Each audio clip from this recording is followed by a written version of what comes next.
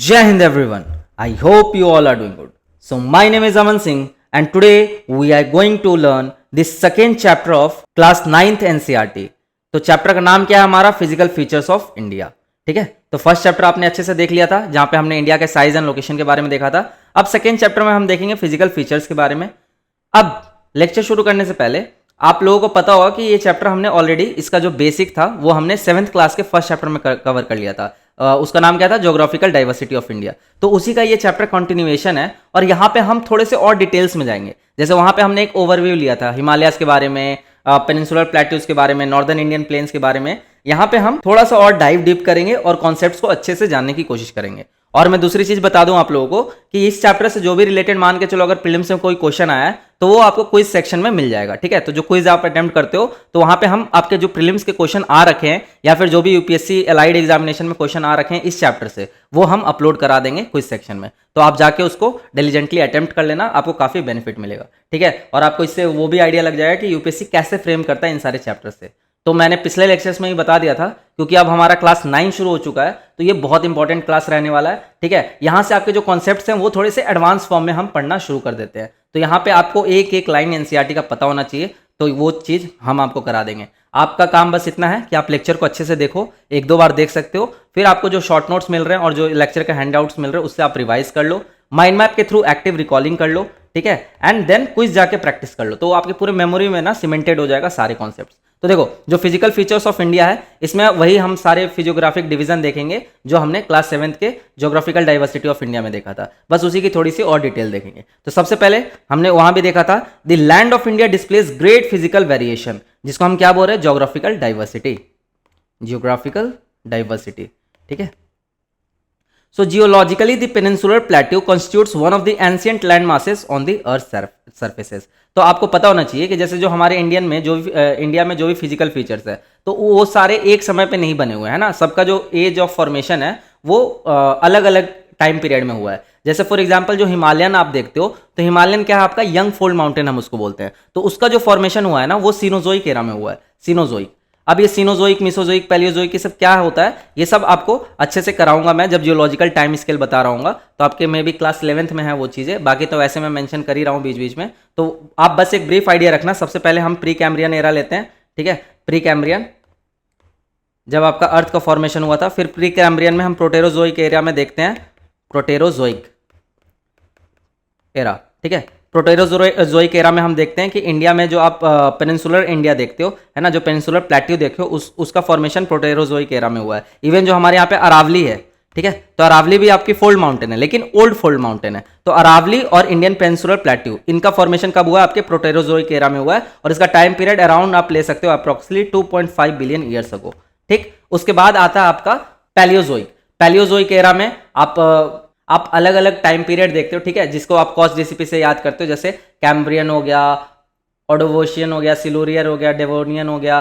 तो इस टाइप के जितने भी आपके टाइम पीरियड है वो पढ़ते हो आप. फिर आपका आता है मिसोजोइक एरा. मिसोजोइक एरा में ट्राइएसिक, जुरासिक और क्रेटेशियस पीरियड. तो जो क्रेटेशियस पीरियड है ना, क्रेटेशियस पीरियड जिसका टाइम पीरियड आप ले सकते हो 200 मिलियन ईयर्स से लेके 60 मिलियन ईयर्स तक, इसके बीच का जो टाइम पीरियड है क्रेटेशियस का है. तो इस टाइम पे आपका जो फॉर्मेशन हुआ वो डेक्कन प्लेट्यू का फॉर्मेशन हुआ. तो ये आपको पता होना चाहिए. मैं थोड़ा सा आपको एक ब्रीफ आइडिया दे रहा हूं, तो इससे आपको ना एज ऑफ फॉर्मेशन अगर असेंडिंग डिसेंडिंग ऑर्डर में अरेंज करने के लिए बोलता है तो आप इससे पता लगा सकते हो कि इंडिया में जो भी फिजिकल फीचर्स प्रेजेंट है वो कब कैसे फॉर्म हुआ है. तो 3 चीज मैंने बता दिया कैसे. सबसे पुराना कौन कौन सा है? Indian peninsular plateau. और आपका सेकंड कौन सा मैंने बताया? Aravalli old fold mountain. ठीक है, उसके बाद मैं क्या बता रहा हूं? जो डेक्कन प्लेट्यू है उसका फॉर्मेशन हुआ. कब फॉर्मेशन हुआ? क्रेटेशियस एरा में हुआ. उसका टाइम पीरियड हम ले सकते हैं 200 मिलियन ईयर्स से लेके 60 मिलियन ईयर्स तक. उसके बाद किसका फॉर्मेशन हुआ? हिमालयन का फॉर्मेशन हुआ. हिमालयन का फॉर्मेशन आपके सीनोजोइक एरा में हुआ. सीनोजोइक एरा का टाइम पीरियड क्या है? 60 मिलियन ईयर्स अगो से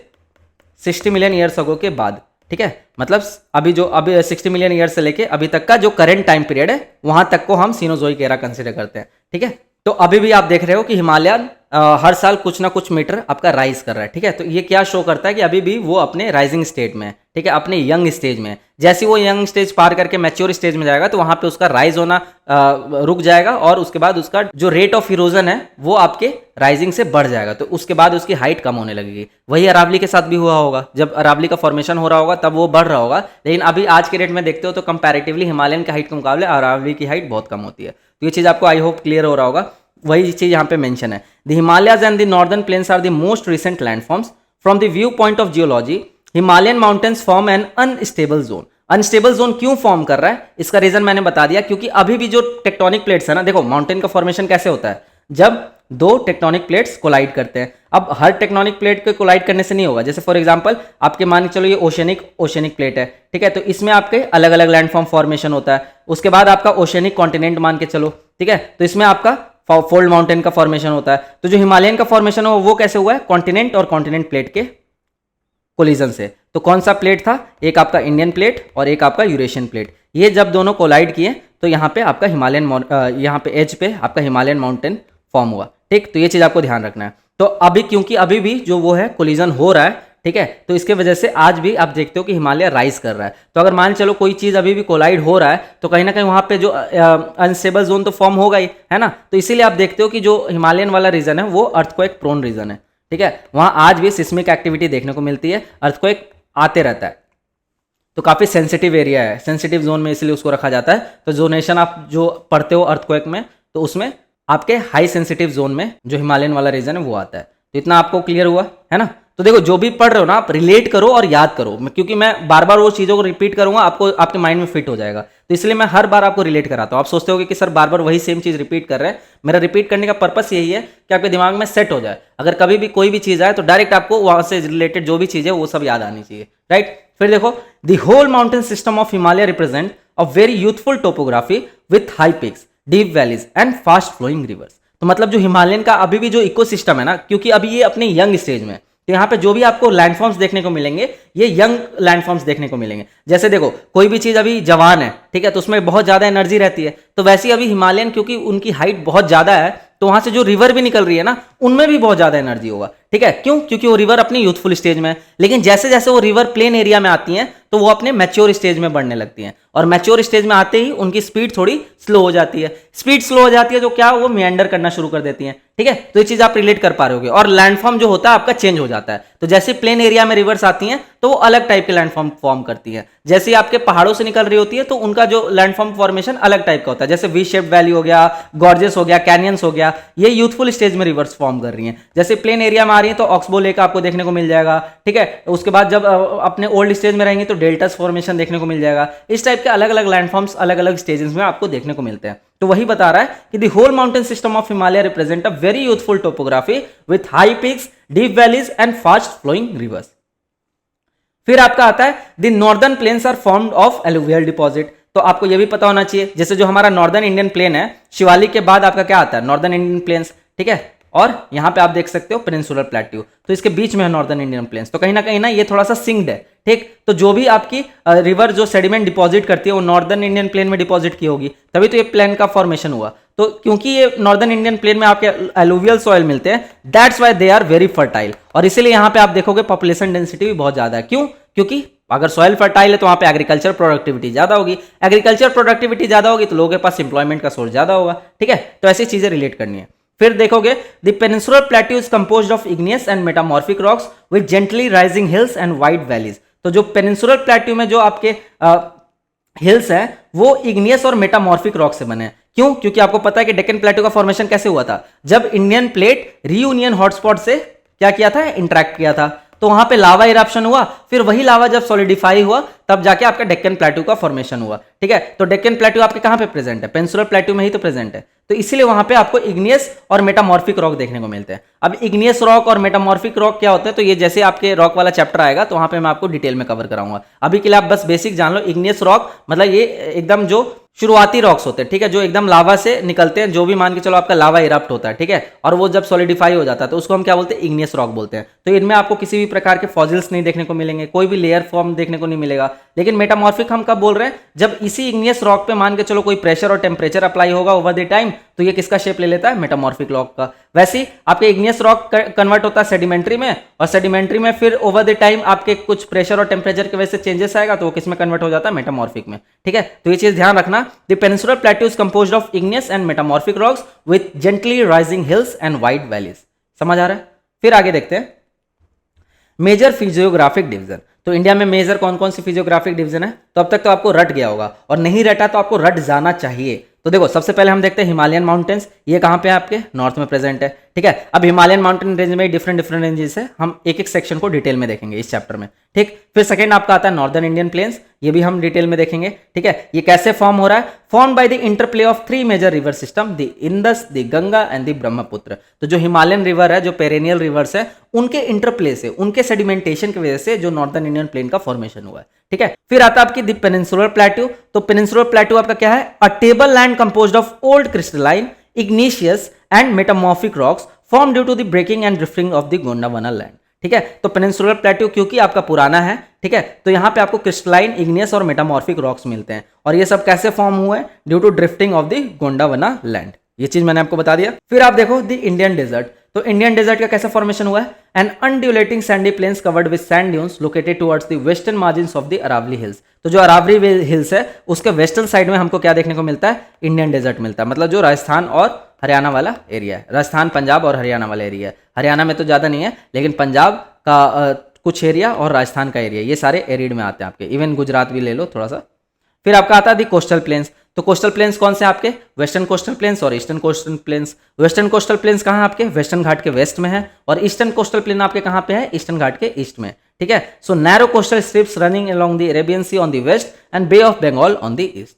फिर आते हैं आपके आइलैंड। तो आइलैंड क्या होता है आपका, स्मॉल लैंडमास होते हैं जो कि आपके ओशन में प्रेजेंट है, तो चारों ओर से वो ओशन वाटर बॉडी से घिरे हुए रहते हैं। ठीक है, जिनको हम टापू बोलते हैं हिंदी में। तो two major island group India में कौन कौन से प्रेजेंट है, एक तो लक्षद्वीप ग्रुप प्रेजेंट है, दूसरा Andaman and Nicobar group of islands present है। तो Andaman and Nicobar group of islands कहाँ पे प्रेजेंट है, बे ऑफ बंगाल में, और लक्षद्वीप ग्रुप ऑफ आइलैंड्स कहाँ पे प्रेजेंट है, आपके अरेबियन सी में। इतना क्लियर हुआ आपको? थोड़ा सा मैं स्पीड जा रहा हूँ, ठीक है, क्योंकि ये सब चीजें आप पढ़ के भी आ रहे हो और ये बहुत ईजी टू अंडरस्टैंड है। लेकिन अगर फिर भी आपको मान चलो स्पीड तेज लग रहा है, तो आप अपना फीडबैक में बता सकते हो कि हाँ सर आपकी स्पीड रहती है क्लास, तो मैं स्लो कर दूंगा अकॉर्डिंगली। लेकिन जहाँ पे मुझे लगेगा कि थोड़ा स्लो पढ़ाना है, तो वो मैं अकॉर्डिंगली मैनेज कर लूंगा। तो आप भी देख लेना, बाकी आपके पास ऑप्शन तो रहता ही है कि अगर स्पीड लग रहा है तो थोड़ा स्लो कर लो, अगर स्लो लग रहा है तो थोड़ा स्पीड कर लो। तो टेक्नोलॉजी अब तो काफ़ी एडवांस हो चुकी है, तो आप उसका बेनिफिट ले सकते हो। ठीक है, फिर देखो अब मैपिंग देखना हमें, ठीक है, तो मैपिंग को थोड़ा अच्छे से करते हैं, क्योंकि ये मैपिंग से ना क्वेश्चन बहुत सारे फंसते हैं। तो सबसे पहले हम हिमालयस को ही देखेंगे। तो देखो ये इस मैप में हिमालयन रेंज के बारे में दे रखा है। तो देखो हिमालयन रेंज में ये जो है आपका, इसको पामीर नॉट बोलते हैं, पामीर नॉट। ठीक है, तो पामीर नॉट से एक साइड कुनलुन माउंटेन्स है जो कि चाइना साइड जा रहे हैं, एक आपका हिंदू कुश है जो कि अफगानिस्तान साइड जा रहा है, और एक आपका है जो इंडिया में आता है काराकोरम रेंज। ठीक है, तो हिमालय में आपके पहले रेंज समझ लो कितने कितने पार्ट हैं। तो देखो हिमालय के 4 पार्ट हैं। पहला आपका ट्रांस हिमालय, ट्रांस, दूसरा आपका ग्रेटर हिमालय, तीसरा आपका मिडिल हिमालय, एंड लास्ट आपका शिवालिक। ठीक है, शिवालिक्स या फिर लेसर हिमालय बोलो। तो देखो ट्रांस हिमालय को हम जनरली हिमालयन का पार्ट कंसीडर नहीं करते, लेकिन इधर आपको साथ में ही पढ़ना है हिमालय के। तो ट्रांस में भी आपके 3 आते हैं, कौन कौन से, एक आता है आपका काराकोरम, काराकोरम, एक आता है आपका जास्कर, जंस्कर, और एक आता है आपका लद्दाख रेंज। लद्दाख पहले आता है, काराकोरम फिर लद्दाख फिर जास्कर। ठीक है, तो ट्रांस के 3 पार्ट, काराकोरम, लद्दाख, जास्कर, फिर ग्रेट हिमालय, फिर मिडिल हिमालय, फिर शिवालिक। अब यहाँ पे मैप में आपको अच्छे से समझना है कौन से रेंज कहाँ से पास हो रहे हैं, इंडिया के किस स्टेट से पास हो रहे हैं। ठीक है, तो जो आप देखते हो ट्रांस हिमालय, तो ट्रांस हिमालय आपके लद्दाख वाले रीजन से, जैसे देखो काराकोरम जो ये रेंज है, ठीक है, तो मोस्टली जो काराकोरम रेंज है वो आपके अक्साई चीन और पीओके वाले रीजन से पास होता है। ठीक, उसके बाद आपका आता है लद्दाख रेंज, ठीक, उसके बाद आता है आपका जास्कर रेंज, तो ये जास्कर रेंज आपको दिख रहा होगा, राइट। उसके बाद शुरू होता है हमारा हिमालयस। तो हिमालय में सबसे पहले आप देखते हो ग्रेटर हिमालयस। तो देखो ग्रेटर हिमालय जो है ना आपको कंटिन्यूअस दिख रहे होंगे। क्यों कंटिन्यूअस है, क्योंकि यहाँ पे कंप्रेशनल फोर्स कंपैरेटिवली कम है। ठीक है, ये थोड़े पुराने हैं इन दोनों के मुकाबले। वही आप मिडिल हिमालयस में देख रहे हो तो बहुत सारे ब्रेकडाउन आपको देखने मिल रहे हैं। तो ऐसा ब्रेकडाउन क्यों देखने को मिल रहा है, ये डाइसेक्शन क्यों देखने को मिल रहा है, डाइसेक्शन ये इसलिए देखने को मिल रहा है बिकॉज क्योंकि ये सैंडविच है ना शिवालिक और ग्रेटर हिमालय के बीच में, तो यहाँ पे कंप्रेशनल फोर्स भी ज्यादा है। ठीक है, कंप्रेशनल फोर्स भी ज़्यादा है और थोड़ा कंपैरेटिवली यंग भी है, तो इसीलिए यहाँ पे आपको डिसकंटिन्यूअस रेंज देखने को मिल रहा होगा और इसलिए ज़्यादातर हिल स्टेशन आपको इसी वाले रेंज में मिलते हैं। तो इसमें भी इसकी भी हम डिटेल अभी आगे देखेंगे। फिर हम देखते हैं शिवालिक रेंज। तो शिवालिक आपका सबसे यंगेस्ट है हिमालय में, ठीक है, तो इसीलिए अभी ये यंगेस्ट कंसिडर किया जाता है। और यहाँ पे जो सॉइल मिलते हैं ये आपके काफ़ी लूज होते हैं, काफ़ी लूज, ठीक है, इसीलिए आपको लैंडस्लाइड्स वगैरह बहुत ज़्यादा देखने को मिलते हैं शिवालिक रेंज में, राइट। ज़्यादातर आपके सेडिमेंट्री सॉइल मिलते हैं। तो शिवालिक रेंज हो गया, बाकी एक एक करके डिटेल भी हम देखेंगे किसको कहाँ पे क्या बोलते हैं, ये सब एनसीईआरटी में आपके मेंशन्ड है। थर्ड थिंग जो आपको याद रखना वो ये याद रखना है कि देखो आपको एक सिंटेक्सियल बैंड देखने को मिल रहा होगा। तो जो हिमालयन रेंज है ना, इट इज़ लाइक सिंटेक्सियल बैंड। तो ये भी स्टेटमेंट डायरेक्ट पूछ देते हैं, ठीक है। तो अगर देखा जाए अगर मिरर के हिसाब से तो convex toward south and concave toward north, ये चीज़ आपको ध्यान रखना है, ठीक है।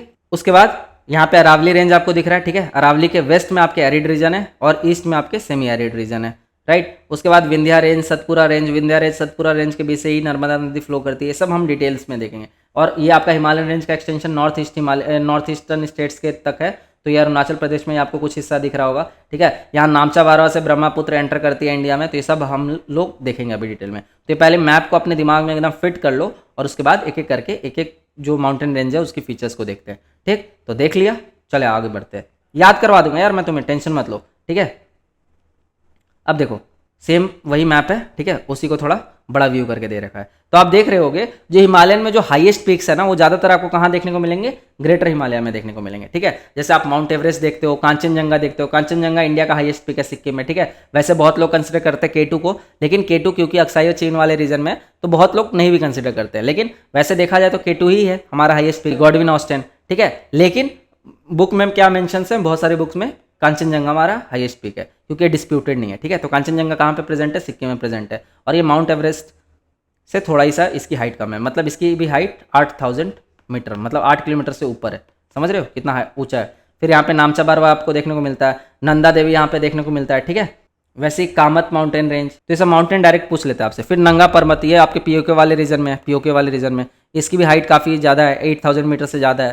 तो ये सब आपके ग्रेटर हिमालयन रेंज में देखने को मिलते हैं। फिर मोस्ट ऑफ दी जो आप हिल स्टेशन देखते हो वो आपके मिडिल हिमालयज में देखने को मिलते हैं, मसूरी, गुलामगिरी, ये सब जो भी कश्मीर हिमालयज, ये सब आपको मिडिल हिमालयज में देखने को मिलता है, ठीक है। काफ़ी सारे यहाँ पे पासेस भी आपको दिख रहे होंगे, बारालाचा पास, जोजिला पास। तो देखो ये सब मैं बस आपको इंट्रोड्यूस करा रहा हूँ, इसके बारे में डिटेलिंग नहीं करा रहा हूँ। जैसे जैसे डिटेलिंग आएगी आगे की क्लासेस में मैं कराते जाऊँगा। यहाँ पे मैं आपको सब चीज़ें फीड कर दूंगा तो आप याद नहीं कर पाओगे। तो यहाँ पे बस एक ओवरव्यू ले लो कि क्या क्या चीज़ें यहाँ पे लोकेटेड है।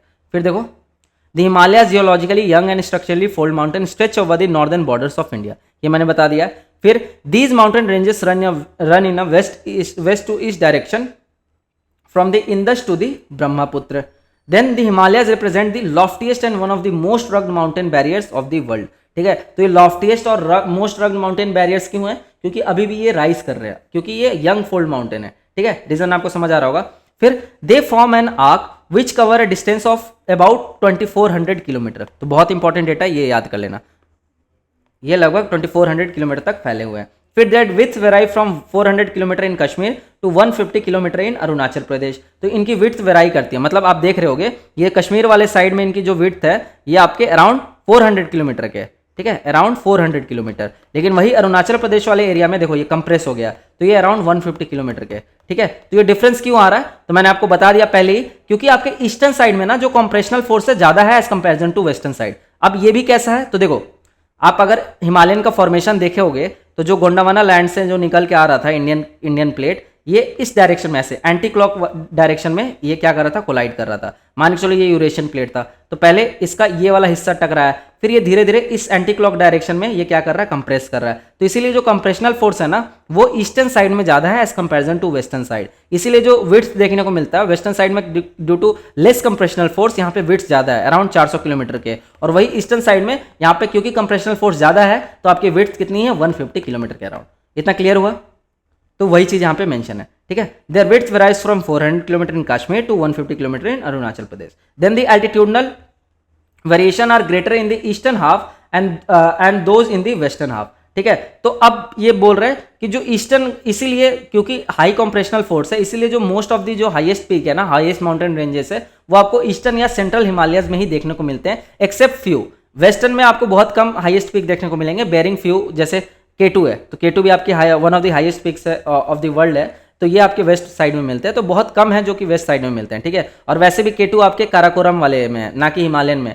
ट्रांस हिमालय में जो आपका काराकोरम रेंज है उसके पास है आपका केटू, ठीक। लेकिन अगर हम ज़्यादातर जो माउंटेन रेंजेस देखेंगे, जैसे माउंट एवरेस्ट हो गया, कांचनजंगा हो गया, नंगा पर्वत हो गया, नामचा बरवा हो गया, सॉरी नंगा पर्वत इधर है, नामचा बरवा हो गया, ये सारे जो हाईएस्ट पीक है ये सब कहाँ पे आपके प्रेजेंट है, ये सब आपके ईस्टर्न हिमालयज में प्रेजेंट है। तो ये चीज़ आपको माइंड में एकदम क्लियर होना चाहिए, ठीक।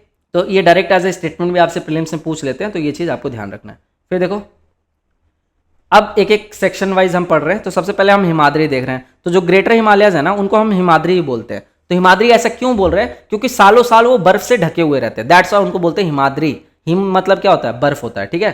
सो the northern most range with the loftiest peak, average height of around 6000 metres, contains all prominent Himalayan peaks including Mount Everest, जिसकी हाइट क्या है आपकी 8848 मीटर। तो मैंने बता दिया, क्योंकि ग्रेटर हिमालयस की हाइट कंपैरिजन टू जो भी अदर हिमालयस है, जैसे मिडिल हिमालयस और शिवालिक, इनके कंपैरिजन में ग्रेटर हिमालयस की जो हाइट है सबसे ज़्यादा है। इनकी इवन एवरेज एल्टीट्यूड भी जो है वो 6000 मीटर से ज़्यादा है, इसलिए यहाँ पे लॉफ्टीएस्ट पीक आपको देखने को मिलेंगे, स्टीप स्लोप्स देखने को मिलेंगे, ठीक है। और ये जो भी आपके हिमालय के प्रोमिनेंट पीक्स है, जैसे माउंट एवरेस्ट, वो भी आपके ग्रेटर हिमालयस में लोकेटेड है। फिर आता है आपका लेसर हिमालयस। तो लेसर हिमालयस को हम हिमाचल नाम से भी जानते हैं, तो इसी नाम से डेराइव्ड आपका हिमाचल प्रदेश, क्योंकि हिमाचल प्रदेश आपके लेसर हिमालय में ही प्रेजेंट है, ठीक है। तो जो most of the hill station आप देखते हो वो आपको इसी वाले हिमालय में देखने को मिलते हैं। So it is the most rugged mountain system with altitude between 3700 meter to 4500 meters, including Pir Panjal, Dhauladhar range and Mahabharat range, ठीक है। तो ये जो धौलाधार महाभारत रेंज ये कहाँ पे प्रेजेंट है, आपके नेपाल में प्रेजेंट है। मतलब सेम रेंज को हम धौलाधार और नेपाल ये महाभारत रेंज बोलते हैं, कहाँ पे, नेपाल साइड में, ठीक है। फिर it contain famous valleys like Kashmir, Kangra and Kullu, तो ये मैंने आपको बता दिया। अब आता है आपका शिवालिक। तो शिवालिक क्या है, आपका आउटर हिमालयज है। तो it is the outer most range with width of 10 to 50 km and altitude between 900 to 1100 kilometers, composed of unconsolidated sediments। तो ये मैंने आपको बताया था, क्योंकि नया नया है तो यहाँ पे जो सेडिमेंट्स होते हैं ना अनकंसोलिडेटेड होते हैं, दैट्स व्हाई यहाँ पे आपको ज्यादातर लैंडस्लाइड्स देखने को मिलता है, ठीक है। फिर it contains longitudinal valleys called duns. तो दुन्स वगैरह जो है, जैसे देहरादून हो गया, ठीक है, दुआर्स हो गए, जो वो सब कहाँ पे आपके प्रेजेंट है, यहाँ पे प्रेजेंट है आपके शिवालिक रेंज में। तो दून बेसिकली क्या होता है, इसको हम लैकोस्ट्रीन डिपॉजिट भी बोलते हैं। तो थोड़ा एक्स्ट्रा इन्फॉर्मेशन दे रहा हूँ यहाँ पे आपको मैं। जैसे फॉर एग्जांपल देखो, ये आपका मान के चलो ये रिवर का फ्लो था, यहाँ पे अचानक से ऐसे समझो, ये देखो ये मिडिल हिमालय से मान के चलो कोई रिवर ओरिजिनेट हो रही थी, ठीक है, ये फ्लो हो रही थी। अब यहाँ पे फिर Shivalik over the time Shivalik यहाँ पे इरप्ट हो गया, ठीक है। तो शिवालिक यहाँ पे राइज होने की वजह से क्या हुआ, ये रिवर तो ब्लॉक हो गया, तो ये ब्लॉक होने की वजह से ये पानी यहाँ इकट्ठा होने लगा। अब मान चलो ओवर द टाइम ये पानी इस पे फोर्स लगाया तो कहीं से ये ब्रेक डाउन हो जाएगा ये, ठीक है। तो जैसे ही ब्रेक डाउन हुआ, पानी को पैसेज मिला, तो यहाँ से सारा पानी निकल गया। लेकिन क्योंकि पानी अपने साथ सेडिमेंट्स भी कुछ रखता है, तो जो सेडिमेंट्स थे यहीं पे रह गए, ठीक है। तो अब मान चलो सारा पानी निकल गया और यहाँ पे जो सेडिमेंट बच गया, इसी को हम क्या बोल रहे हैं, लैकोस्ट्रीन डिपॉजिट। इस चीज को ध्यान से समझना। और ये बहुत ज्यादा फर्टाइल होते हैं, तो इसीलिए जो आप देखते हो केसर की खेती जो होती है हिमाचल प्रदेश में, ठीक है, केसर, जिसको हम जैफरॉन कल्टीवेशन भी बोलते हैं, जैफरॉन कल्टीवेशन, ये आपके कहाँ पे होते हैं, ये आपके लैकोस्ट्रीन डिपॉजिट जहाँ पे मिलती हैं, जिनको हम करेवास भी बोलते हैं, करेवास, ये चीज़ ध्यान रखना। तो करेवास का ही आप इंग्लिश नेम देख रहे हो, लैकोस्ट्रीन डिपॉजिट, उसको लोकली हम क्या बोल रहे हैं, करेवास। करेवास में आपका क्या हो रहा है, जैफरॉन कल्टीवेशन हो रहा है, ठीक है, क्योंकि ये बहुत फर्टाइल होता है, तो इसे ध्यान रखना। तो इसी को हम बोल रहे हैं दुन्स। तो जैसे देखते हो कि मसूरी के बाद आपका जो देहरादून आता है, देहरादून थोड़ा आपका नीचे हाइट पे और यहाँ पे मसूरी हिल्स है, ठीक है। देहरादून से हम मसूरी पहाड़ों पे चढ़ के जाते हैं, तो ये चीज़ आपको ध्यान रखना है। दुन्स का फॉर्मेशन कैसे हुआ, लैकोस्ट्रीन डिपॉजिट की वजह से, ठीक है। फिर देखते हैं आगे हम पीक्स, कंट्री और हाईएस्ट इन मीटर्स। तो देखो ये आपके प्रीलिम्स के लिए इंपॉर्टेंट हो जाता है, तो ये इन्फॉर्मेशन आपको पता होना चाहिए, ठीक है। तो पीक में माउंट एवरेस्ट सबसे हाईएस्ट पीक आपको पता है, पूरे वर्ल्ड का सबसे हाईएस्ट पीक है। कहाँ पे लोकेटेड है, ये आपके नेपाल में लोकेटेड है, राइट। इसकी हाइट कितनी है, 8848 मीटर्स। फिर आता है आपका कांचनजंगा, जो कि इंडिया में लोकेटेड है, ठीक है, और इसकी हाइट क्या है, 8598 मीटर्स। फिर आता है आपका मकालू, मकालू कहाँ पे लोकेटेड है, नेपाल में। अब देखो ये सब जो है ना इंपॉर्टेंट है, ये सब आपको ध्यान रखना कंट्री से, क्योंकि बहुत बार पूछा हुआ है प्रीलिम्स में भी और अदर यूपीएससी लाइट एग्जामिनेशन में। तो डायरेक्ट पूछ लेते कि ये वाला जो माउंटेन रेंज है ये आपके कहाँ पे लोकेटेड है। तो मकालू आपके कहाँ पे है, नेपाल में है। धौलागिरी कहाँ पे आपके, नेपाल में है, ठीक है। हाइट उतना इंपॉर्टेंट नहीं है, ठीक है, लेकिन आपको ये सीक्वेंस याद होना चाहिए कि माउंट एवरेस्ट सबसे बड़ा, सेकंड पे कांचनजंगा, उसके बाद आप एक दो आगे का भी याद कर लोगे तो आप आंसर तक पहुंच जाते हो। लेकिन कंट्री जरूर याद कर लो कि कौन सा नेपाल में है, कौन सा इंडिया में है, क्योंकि यहीं पे कंफ्यूज करते हैं। तो देखो नेपाल में कौन कौन सा है ये देख लेते हैं। माउंट एवरेस्ट नेपाल में है, मकालू नेपाल में है, धौलागिरी नेपाल में है, ठीक है। फिर अन्नपूर्णा नेपाल में है और गुरला मंदाता नेपाल में है। इंडिया में कौन कौन सा है, कांचनजंगा इंडिया में है, फिर नंगा पर्वत इंडिया में है, पीओके वाले रीजन में, ठीक है। फिर आपके नंदा देवी जहां पे वैली ऑफ फ्लावर्स है और जो कि यूनेस्को वर्ल्ड हेरिटेज साइट भी है, ठीक है, वैली ऑफ फ्लावर्स, ये भी ध्यान रखना आपको। तो ये कहाँ पे लोकेटेड है, नंदा देवी में लोकेटेड है। फिर कामेत जो देखते हो, कामेत भी कहाँ पे लोकेटेड है, इंडिया में लोकेटेड है। और नामचा बारवा जहाँ से आपकी ब्रह्मपुत्र यू टर्न लेके इंडिया में एंटर करती है, वो भी कहाँ पे लोकेटेड है, इंडिया में लोकेटेड है। तो हाइट धीरे धीरे कम होती जा रही है, तो आपको हाइट का भी ध्यान रखना है, ठीक है। अगर अरेंज करने दे देंगे कि इनको डिसेंडिंग ऑर्डर में based on their altitude descending या असेंडिंग ऑर्डर में अरेंज करो, या फिर कंट्री बेसिस पे दे सकते हैं, तो ये चीज़ आपको ध्यान रखना है। नेपाल वाला जरूर याद कर लेना, बाकी सब इंडिया में होगी, ठीक है। तो नेपाल में ये धौलागिरी में बहुत लोग कंफ्यूज करते हैं, धौलागिरी नेपाल में ना कि इंडिया में। फिर आता आपका the Himalayas have also been divided regionally from west to east demarcated by river valleys, जैसे पंजाब। अब देखो हिमालय का ना हम अलग अलग डिवीजन देखते हैं। तो एक तो आप देख रहे हो नॉर्मल डिवीजन, जैसे ग्रेटर हिमालय, मिडिल हिमालय और लेसर हिमालय। लेकिन एक आता है आपका लॉन्गिट्यूडनल डिवीजन, तो हम रीजन वाइज भी हिमालय का डिवीजन करते हैं, ठीक है। तो रीजन वाइज में जैसे पंजाब और कश्मीर हिमालय एक हो गया, फिर हिमाचल हिमालय हो गया, फिर कुमाऊं हिमालय हो गया, नेपाल हिमालय हो गया, एंड असम हिमालय हो गया, ठीक है। तो पंजाब और कश्मीर हिमालय आपके, ऐसा मत समझना कि पंजाब लिखा हो तो पंजाब में होगा, नहीं, वो बेसिकली कश्मीर वाले ही साइड में होगा। लेकिन बस क्योंकि वो जो रिवर है इंदस रिवर, ठीक है, जिसकी 5 ट्रिब्यूटरी है मेन राइट, वो यहीं से फ्लो होती है, इसलिए इस एरिया को हम पंजाब हिमालयस के नाम से भी जानते हैं। पंजाब को भी पंजाब इसलिए जानते हैं क्योंकि वहां पे इंदस की सारी ट्रिब्यूटरी आके हरिके में क्या करती है, मर्ज करती है, राइट। तो इसीलिए पंजाब और कश्मीर हिमालयस आपके यहाँ पे क्या क्या है, जम्मू कश्मीर वाले रीजन में। उसके बाद हिमाचल हिमालय आपके हिमाचल प्रदेश वाले रीजन में। कुमाऊं हिमालयस आपके उत्तराखंड वाला जो हिमालयस है उसको हम कुमाऊं हिमालयस बोल रहे हैं। फिर नेपाल हिमालयस बीच में आ जाते हैं, फिर असम हिमालयस आ जाते हैं। फिर यहाँ पे आप रिवर देख लो, देखो रिवर बहुत इंपॉर्टेंट है, ये भी पूछ सकते हैं आपसे। तो देखो जो जम्मू कश्मीर, पंजाब हिमालयस और हिमाचल हिमालयस, ठीक है, इनके बीच में कौन कौन सी रिवर है, आपकी रिवर इंदस और रिवर सतलज। रिवर सतलज आपके कहाँ से, शिपकिला पास से एंटर करती है हिमाचल प्रदेश में, राइट। उसके बाद रिवर सतलज और रिवर काली के बीच में आपके कौन सी माउंटेन रेंज है, कुमाऊं हिमालयस, ठीक है। उसके बाद काली और तीस्ता के बीच में आपके नेपाल हिमालयस, ठीक है। और उसके बाद तीस्ता के ईस्ट में आप देख रहे हो वो है आपकी असम हिमालयस। तो ये चीज आपको ध्यान रखना है। Then beyond the Dihang gorge they bend sharply south as the Purvanchal. तो देखो जो दिहांग गॉर्ज है वहां से ये शार्पली साउथ में बेंड करते हैं, और वहां पे हम क्या बोलते हैं इसको, पूर्वांचल हिल्स, ठीक है। तो जो हिमालय का एक्सटेंशन है ना नॉर्थ ईस्टर्न साइड में, उसी को हम क्या बोल रहे हैं, पूर्वांचल हिल्स, राइट। उसमें हम मेघालयन जो हिल्स है जैसे गारो खासी जयंतिया उसको इंक्लूड नहीं करते हैं, वो आपका किसका पार्ट है, इंडियन पेनिनसुलर प्लेट्यू का पार्ट है। तो ये चीज भी आपको ध्यान रखना है, ठीक है। फिर आते हैं हम दी नॉर्दर्न प्लेन पे। तो अब हिमालयस आपको अच्छे से क्लियर हो गया, ठीक है। अब नॉर्दर्न प्लेन को देखो, और देखो यहाँ पे ना लेक्चर में मैं जो भी आपको बता रहा हूँ, क्योंकि ये पेड लेक्चर है, तो यहाँ पे मैं आपको वही चीजें बता रहा हूँ जो आपके एग्जाम पर्सपेक्टिव से इंपॉर्टेंट है, ठीक है। जो हम लाइव भी फ्री करवा रहे हैं तो वहां पे भी मैं चीजें कवर करवा रहा हूँ, लेकिन वहां पे थोड़ी सी इधर उधर की चीजें भी हम करवाते हैं, लेकिन यहाँ पे आपको टू दी पॉइंट एग्जाम के से रिलेटेड कंटेंट मिल रहा है। सेकंड थिंग, आपको जो भी सपोर्टिंग मटेरियल है वो भी प्रोवाइड हो रहा है, इसलिए आप एक एडवांटेजियस पोजीशन में रहते हो अगर पेड बैचेस में इनरोल रहते हो तो, है ना, क्योंकि प्रायोरिटी आप रहते हो हमारे लिए। उसके बाद देखो अब नॉर्दर्न प्लेन। तो नॉर्दर्न प्लेन में ये इमेजेस एनसीईआरटी से ली गई है, ठीक है। तो नॉर्दर्न प्लेन का फॉर्मेशन कैसे हुआ है, by the interplay of the 3 major river system, namely the Indus, the Ganga and the Brahmaputra along with their tributaries.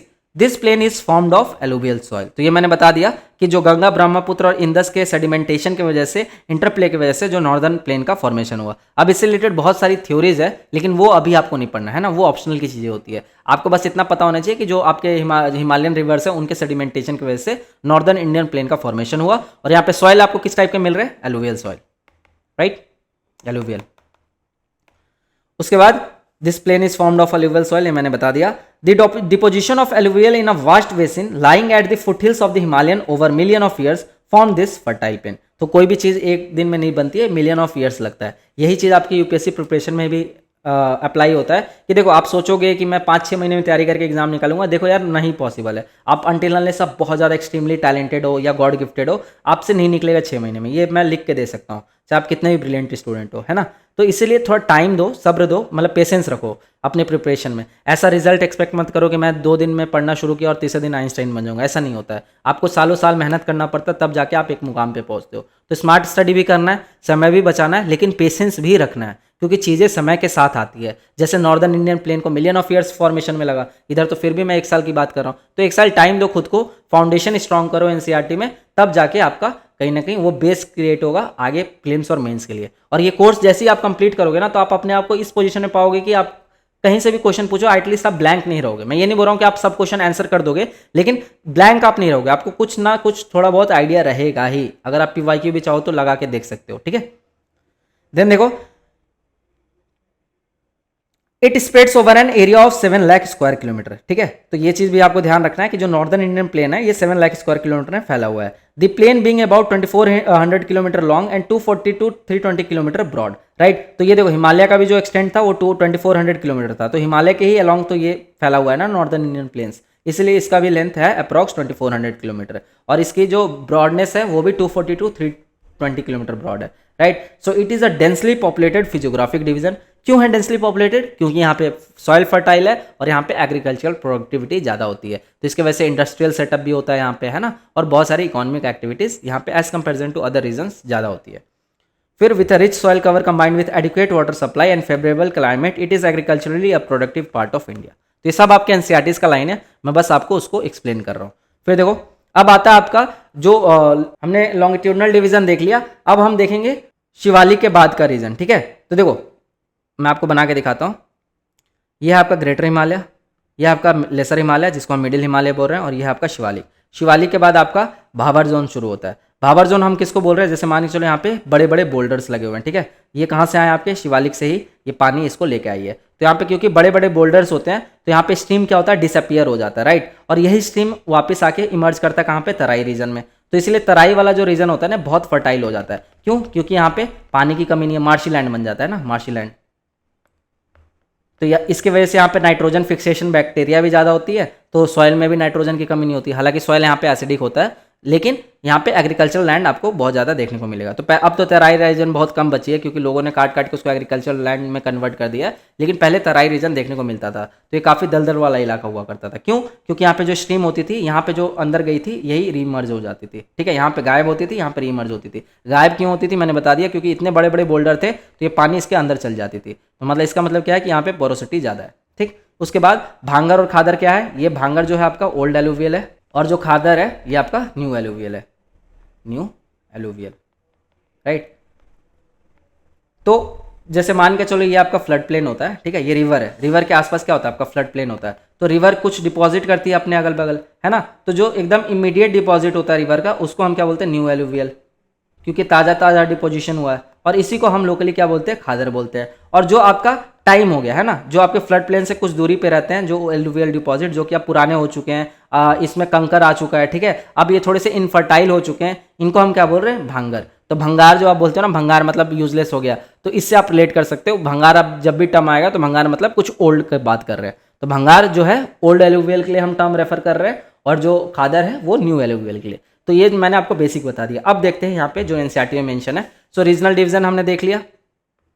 Regional division में क्या क्या देखा? पंजाब प्लेन्स देखा, गंगा प्लेन देखा, ब्रह्मपुत्र प्लेन देखा। तो पंजाब प्लेन में क्या क्या देख रहे हो आप? Western part found by the Indus and its tributaries like Jhelum, Chenab, Ravi, Beas and Sutlej. तो जो पंजाब प्लेन वाला एरिया है वो आपके किससे फॉर्म्ड है? झेलम, चेनाब, रावी, ब्यास, सतलुज के डिपोजिशन से पंजाब प्लेन फॉर्म हुआ है। फिर गंगा जो प्लेन है, तो गंगा प्लेन आपके कहाँ से कहाँ तक एक्सटेंट है? इसका extend between घाघर and Teesta river across north India, ठीक है। तो तीस्ता रिवर आप देखते हो, तीस्ता रिवर कौन सी रिवर है? ये आपके ब्रह्मपुत्र की ट्रिब्यूटरी है। और यहाँ पे घाघर रिवर, घाघर रिवर आपके कहाँ से शुरू होता है? राजस्थान से, ठीक है।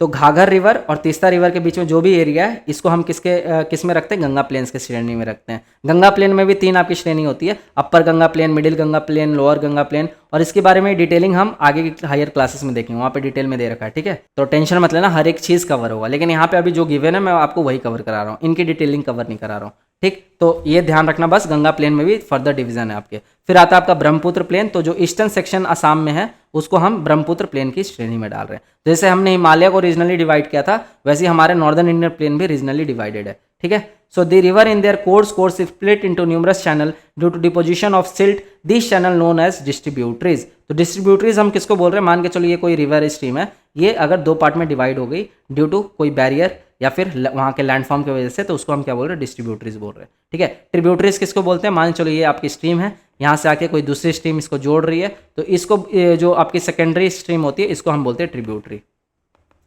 बाकी डिफरेंट डिफरेंट टाइप की आपकी ट्रिब्यूटरीज होती है, डिफरेंट डिफरेंट टाइप ऑफ आपका पैटर्न होता है। तो पैटर्न ट्रिब्यूटरीज वो हम जब ड्रेनेज सिस्टम पढ़ेंगे, सेम 9th क्लास में हमारा चैप्टर है एक ड्रेनेज सिस्टम ऑफ इंडिया, वहाँ पे हम जो भी आपके ड्रेनेज पैटर्न है उन सबको भी पढ़ेंगे, जैसे ट्रेलिस, रेक्टेंगुलर, उसके बाद आपका रेक्टिलिनियर, ये सब जो पैटर्न, सेंट्रीपिटल ड्रेनेज पैटर्न, ये सब हम देखेंगे। अब देख लो यहाँ पे रिलीफ फीचर। रिलीफ फीचर मैंने बता दिया, भाबर। तो भाबर आपका क्या होता है, नैरो बेल्ट होता है जो कि 8 से 16 किलोमीटर तक रहता है। यहाँ पे बड़े बड़े पेबल्स और बोल्डर्स मिलते हैं जो कि पैरेलल चलता है शिवालिक के। ठीक है, तो शिवालिक रेंज आपके सबसे लास्ट में था, तो यहाँ पे आपके भाबर था, तो ये शिवालिक के पैरेलल ही चलता है। और यहाँ पे जो स्ट्रीम्स होते हैं ये डिसअपियर हो जाते हैं। क्यों डिसअपियर हो जाते हैं, क्योंकि यहाँ पे पोरोसिटी ज़्यादा होती है due to presence of boulders, और यहाँ पे गैप है ना, क्यों, इसलिए ये अंदर चली जाती है। फिर तराई रीजन क्या होता है आपका, वेट होता है, स्वैम्पी होता है, मार्शी रीजन होता है। क्यों, क्योंकि यहाँ पे जो स्ट्रीम गायब हुई थी यहाँ पे, वो यहाँ पे वापस से रीमर्ज हो रही है। फिर आता है आपका भांगर, old alluvium, flood plains with terrace like features and कंकर डिपॉजिट। तो कंकर डिपॉजिट का रीजन मैंने बता दिया, क्योंकि ओल्ड हो चुका है, ठीक है, आपका सूख चुका है, तो इसलिए कंकर डिपॉजिट यहाँ पे देखने को मिलता है, और ये आपका इनफर्टाइल भी होता है। राइट, फिर आता है आपका खादर, जो कि न्यू होता है, younger deposit of flood plains होता है, एंड ये रिन्यू होते रहता है एनुअली। सो इसमें एग्जांपल आप देख सकते हो, देखो जो एक आपके दो टाइप के आइलैंड होते हैं, एक आइलैंड तो आपके ओशन और ओशन में या सी में प्रेजेंट है, एक जो आइलैंड होता है जो रिवर बनाती हैं। तो मजौली एक एग्जाम्पल है, मजौली जो कि ब्रह्मपुत्र रिवर द्वारा ये मजौली आइलैंड फॉर्मेशन हुआ है। ठीक है, तो ये आपका लार्जेस्ट रिवरीन आइलैंड है, largest inhabited riverine island in the world. तो ये चीज़ ध्यान रखना, मजौली कहाँ पे है, असम में।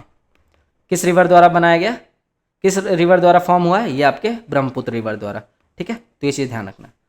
फिर आते हैं हम अपने नेक्स्ट रिलीफ फीचर के बारे में, द पेनिनसुलर प्लेट्यू। तो ये भी काफी इंपॉर्टेंट है, यहाँ पे भी तो बेसिक डिटेल्स है, उसको देख लेते हैं। तो देखो, the peninsular plateau is a table land and composed of the old crystalline, igneous and metamorphic rocks. तो अब पेनिनसुलर प्लेट्यू में आपको लगभग हर टाइप के रॉक्स मिल जाएंगे। ज्यादा मात्रा किसकी रहेगी, इग्नियस और मेटामॉर्फिक रॉक्स की। क्यों रहेगी, मैंने आपको बता दिया। Then it was formed due to the breaking and drifting of the Gondwana land and thus making it a part of the oldest landmass। तो मैंने क्या बताया कि जो पेनिनसुलर प्लेट्यू का फॉर्मेशन आपके प्रोटेरोजोइक एरा में हुआ है, जो कि अराउंड 2.5 बिलियन ईयर्स को फॉर्मेशन हुआ है। इसलिए यहाँ पे जो रॉक्स मिल रहे हैं, इग्नियस, क्रिस्टलाइन और आपके मेटामॉर्फिक रॉक मिल रहे हैं। ठीक है, then the plateau has broad and shallow valleys and rounded hills.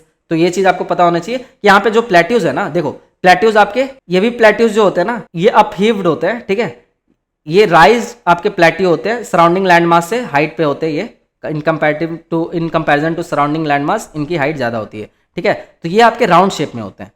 तो ये वैलीज का आप शेप, ये सारे प्लेट्यूज का आप शेप देखते होगे, ऐसे ऐसे होता है। ठीक है, ऐसे, ये इवन लैंड मास नहीं होते हैं। This plateau consist of 2 broad division. तो इसकी 2 ब्रॉड डिवीजन है, एक तो आपका सेंट्रल हाईलैंड आ जाता है और एक आ जाता है आपका डेक्कन प्लेट्यू। ठीक है, तो ये दोनों को हम एक एक करके देखेंगे। तो सेंट्रल हाईलैंड में देखो क्या क्या है आपका, lies north of Narmada river, covering major area of Malwa Plateau, bounded by Vindhya range on south and Aravallis on northwest। तो देखो यहाँ पे अरावली है आपके, यहाँ पे आपके विंध्या है। तो इसके ऊपर वाला जो रीजन है ना, इसको हम बोल रहे हैं सेंट्रल हाईलैंड। तो इसमें कौन कौन सा आ जाता है आपका, मालवा प्लेट्यू आ जाता है। ठीक है, फिर उसके बाद विंध्या रेंज का कुछ हिस्सा आ जाता है और अरावली का ईस्ट वाला हिस्सा। ये सबको हम किसके श्रेणी में रखते हैं, सेंट्रल हाईलैंड के श्रेणी में रखते हैं। Right, then rivers like Chambal, Sindh, Betwa and Ken flow south west to north east. Eastern extension include Bundelkhand, Baghelkhand and Chhota Nagpur plateau. तो बुंदेलखंड रीजन है, बागेलखंड रीजन है और छोटा नागपुर प्लेट्यू है, ये भी आपके सेंट्रल हाईलैंड का पार्ट है। ठीक है, छोटा नागपुर प्लेट्यू कहाँ साइड है, झारखंड वाले साइड में। ठीक है, फिर बुंदेलखंड प्लेट्यू ये आपके मध्य प्रदेश में, और बागेलखंड ये आपके मध्य प्रदेश और ये छत्तीसगढ़ में, आपका दोनों में फैला हुआ है बागेलखंड। फिर आता है आपका डेक्कन प्लेट्यू। तो डेक्कन प्लेट्यू ट्रायंगुलर लैंडमास है, साउथ ऑफ नर्मदा रिवर है, और it is flanked by Satpura range. ठीक है, तो फ्लैंक्ड मतलब क्या होता है, घिरा होना। तो सतपुरा रेंज के नीचे देख रहे हो आप जो, ये आपके डेक्कन प्लेट्यू है। तो यहाँ पे आपको महाराष्ट्र वाला रीजन देखने को मिल जाता है, तेलंगाना वाला रीजन देखने को मिल जाता है। Right, so it is flanked by Satpura range in north, higher in west, slopes generally eastward. अब देखो ये चीज भी आपको पता होना चाहिए कि जो हमारी इंडियन जो हमारा इंडियन सब कॉन्टिनेंट है ना, ये थोड़ा सा टिल्टेड है, मतलब वेस्ट साइड से थोड़ा सा उठा हुआ है और ईस्ट साइड में थोड़ा सा ये डिप्रेस्ड है, सब साइडेड है, राइट। इसके वजह से क्या होता है ना कि मोस्ट ऑफ दी जो रिवर है वो आपके ईस्टर्न साइड में फ्लो होती है। इसका रीजन आपको पता होना चाहिए क्यों ऐसा है, क्योंकि जो हम आप फॉर्मेशन जो देख रहे थे हिमालयस के टाइम पे, तो क्योंकि एंटी क्लॉक डायरेक्शन में रोटेट कर रही है, तो इसलिए एक साइड इधर का उठा हुआ है थोड़ा सा और इधर का झुका हुआ है, इसलिए मोस्ट ऑफ द रिवर जो आप देखते हो बे ऑफ बंगाल साइड में फ्लो करती है। ये रीजन समझ आया। तो वही चीज आप प्लेट्यू में भी देखने को मिलेगा ट्रेंड, कि प्लेट्यू का जो वेस्टर्न पार्ट है ना, ये थोड़ा सा हाइट पे है as comparison to western part. तो अगर मैं 3D में बना के दिखाऊं तो देखो ऐसे बनेगा, ये चीज यहाँ पे ज़्यादा है और यहाँ पे थोड़ा सा कम हाइट है, ठीक है, मतलब ये यहाँ से झुका हुआ है, इसीलिए तो यहाँ पे इधर साइड रिवर फ्लो करती है। तो ये आपका पेनिनसुलर प्लेट्यू का एक डमी स्ट्रक्चर हो गया, राइट। फिर extension in north west include Meghalaya, Karbi Anglong plateau and north Cachar hills with Garo Khasi and Jaintia hills. तो ये मैंने बता दिया, जो गारो खासी और जैंतिया हिल्स है ये आपके हिमालयन रेंज का पार्ट नहीं है, बल्कि ये आपके इंडियन पेनिनसुलर प्लेट्यू का पार्ट है, ठीक है। इनकी हाइट भले ही वहाँ पे जो भी आपके मिजो हिल्स है और मिसमी डफला हिल्स हैं, ठीक है, उनके हाइट के बराबर ही है, लेकिन ये पार्ट नहीं है हिमालयस के, ये पार्ट किसके हैं, इंडियन पेनिनसुलर प्लेट्यू के। तो ये चीज़ आपको ध्यान रखना है, राइट। फिर देखो वेस्टर्न घाट्स। अब वेस्टर्न घाट्स का लोकेशन ये रहा हमारा प्यारा भारत का पेनिनसुलर प्लेट्यू, यहाँ पे है आपके वेस्टर्न घाट, राइट। तो वेस्टर्न घाट आपका lie parallel to western coast, continuous and can be cross through passes. तो यहाँ पे 3 आपके पासेस प्रेजेंट है, थालघाट, भोरघाट, पालघाट, ठीक है। तो ये पासेस को भी हम डिटेल में देखेंगे मैपिंग में। ये सारे पासेस की वजह से जो भी आपके मान के चलो सिटीज इन पासेस के अराउंड है ना, तो वहाँ का वेदर बहुत अच्छा होता है, क्योंकि जो भी आपकी विंड्स आती हैं अरेबियन साइड से, साउथ वेस्ट साइड से, वो आपके जो विंड्स होती हैं ये जो भी पासेस के अलॉन्ग जो भी सिटीज़ प्रेजेंट है वहाँ का वेदर अच्छा कर देती है। जैसे आप पुणे देखते हो तो पुणे का वेदर बहुत अच्छा है, वैसे आप बैंगलोर देखते हो तो बैंगलोर का ही वेदर अच्छा है, क्योंकि ये नियर बाई ये पासेस के लोकेटेड है, ठीक है।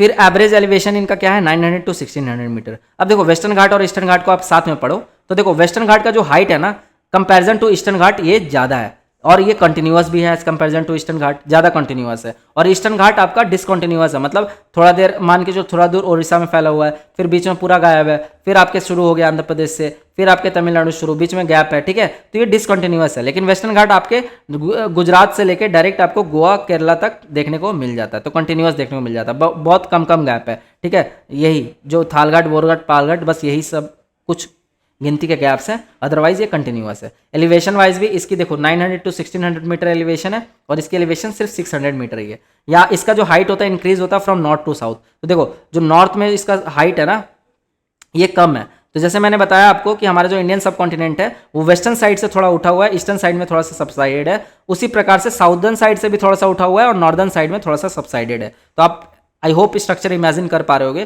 ठीक है। तो height increases from north to south, मतलब नॉर्थ से साउथ आ रहे हो आप तो हाइट इंक्रीज मिल रही है। इसकी हाईएस्ट जो पीक है वो कौन सी है, अनाईमोडी है, जो कि पूरे पेनिनसुलर प्लेट्यू की भी हाईएस्ट पीक है। उसकी हाइट क्या है, 2695 मीटर। एंड डोडा बेटा क्या है आपका, डोडा बेटा आपका नीलगिरी का हाईएस्ट पीक है, ठीक है। नीलगिरी कौन सा पॉइंट है जहां पे आपके ईस्टर्न घाट और वेस्टर्न घाट क्या करते हैं, मीट करते हैं, तो उस पॉइंट वो वाला जो पॉइंट है उसको हम नीलगिरी बोलते हैं, ठीक है। तो नीलगिरी के पर्वत में आप गए होगे, ऊटी घूमने गए होगे, वो वाला वही वाला इलाका है, ठीक है। तो यहाँ से आप क्या क्या चीज़ें रिलेट कर सकते हो, नीलगिरी में आपके यूकलिप्टस के प्लांट मिलते हैं जो कि इन्वेजिव एलियन स्पीसीज है, ठीक है। इसके वजह से जो नीलगिरी तहर है उनकी पॉपुलेशन कम हो रही है। अब मैं थोड़ा ये एक्स्ट्रा इन्फॉर्मेशन दे दिया, लेकिन मैं आपको कंफ्यूज नहीं करना चाहता हूँ, तो इसको आप अभी के लिए स्किप कर सकते हो, ठीक है। ये सब इन्वायरमेंट का सेक्शन है, तो जब मैं वो पढ़ा रहा हूँ तो वहाँ पे आपको डिटेल में कवर करा दूंगा। फिर इट कॉजेज ओरोग्राफिक रेनफॉल। तो ओरोग्राफिक रेनफॉल क्या होता है, मैंने आपको पहले भी एक्सप्लेन कर रखा है। देखो मान चलो ये कोई माउंटेन है, यहाँ से विंड आ रही है और ये विंड में कुछ मॉइस्चर कैरी कर रही है, ठीक है। तो जैसे ये माउंटेन एज अ बैरियर सामने आ जाएगा तो ये विंड क्या करने लगेंगी, असेंड करने लगेंगी। जब ये विंड असेंड करेंगी तो यहाँ पे क्या होगा, आपका एडियाबैटिक कूलिंग होगा। एडियाबैटिक कूलिंग होने के बाद क्या होगा, ये विंड आपकी कंडेंस कर जाएंगी, क्लाउड फॉर्म कर लेंगी, और क्लाउड फॉर्मेशन के बाद आपका बारिश हो जाएगा। तो ये बेसिक प्रोसेस है, इसी को हम बोल रहे हैं ओरोग्राफिक रेनफॉल। और ये माउंटेन का जो ईस्टर्न साइड है, ये इसको हम लीवर्ड साइड बोल देंगे, ठीक है, लीवर्ड साइड। तो ये आपका कहीं ना कहीं सूखा हो जाएगा, ड्रॉट वाला रीजन बन जाएगा। क्यों, क्योंकि यहाँ पे बारिश हो ही नहीं। क्यों, क्योंकि यहाँ पे क्लाउड फॉर्मेशन नहीं हो रहा है, और जो क्लाउड्स बचे भी हैं उनमें मॉइस्चर नहीं प्रेजेंट है, क्योंकि सारे विंडवर्ड साइड में ही बारिश कर गए। इतना समझ आ रहा है। फिर देखो ईस्टर्न घाट्स। ईस्टर्न घाट्स में देखो stretch from Mahanadi valley to Nilgiris, it is discontinuous, irregular and dissected by rivers. तो ईस्टर्न घाट्स, क्योंकि देखो वेस्टर्न घाट से बहुत सारे आपके रिवर्स निकलते हैं, ठीक है, तो ये आपके क्या करते हैं, ईस्टर्न घाट्स को डाइसेक्ट कर देते हैं, तोड़ देते हैं बेस से, इसलिए ये डिसकंटिन्यूअस है। तो ये चीज़ मैंने बता दिया आपको, एवरेज एलिवेशन बता दिया। हाईएस्ट पीक यहाँ पे महेंद्रगिरी दे रखा है, लेकिन आपको कंफ्यूज नहीं होना है। महेंद्रगिरी जो है ना, वो जो ओडिशा में जो ईस्टर्न घाट वाला रेंज प्रेजेंट है उसका हाईएस्ट पीक है, लेकिन ओवरऑल ईस्टर्न घाट का जो हाईएस्ट पीक है वो कौन सा आपका जिंदागढ़ है। तो ये चाहो तो आप नोट कर सकते हो जिंदागढ़, लेकिन अगर कुछ ऑप्शन में नहीं दिया है तो आप महेंद्रगिरी टिक मार के आना, ठीक है। फिर इसमें कौन कौन से हिल्स है आपके, शिवरॉय हिल्स है, जावड़ी हिल्स है और पालानी हिल्स है, ठीक है। तो ऐसे कर सकते हो आप, नल्लामलाई, तालेकोंडा, पालेकोंडा, जावड़ी, शिवरॉय और पालानी हिल्स, ये सारे आपके ईस्टर्न घाट्स के पार्ट है, ठीक है। फिर इसमें फेमस हिल स्टेशन कौन कौन से प्रेजेंट है, ऊटी एंड कोडाई कनाल।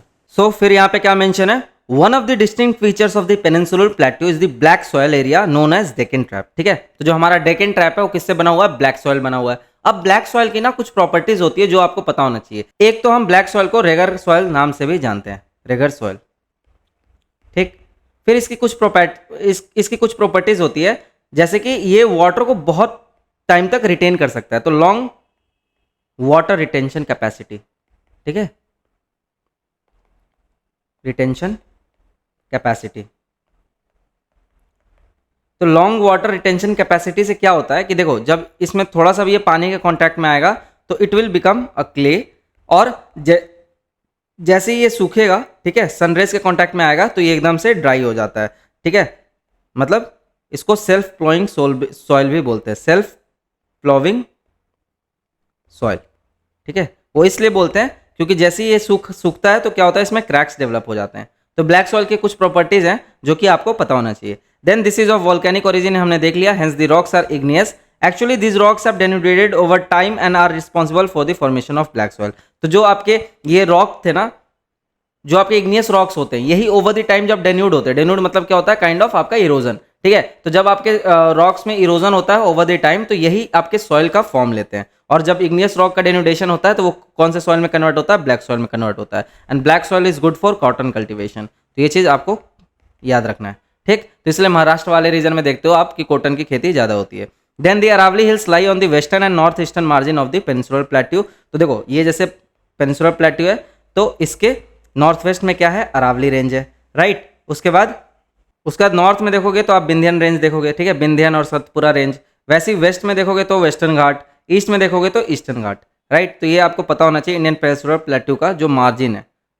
और ईस्टर्न में राजमहल हिल है, ठीक है, ये जो हम देख रहे हैं, तो ईस्टर्न में राजमहल हिल्स आते हैं।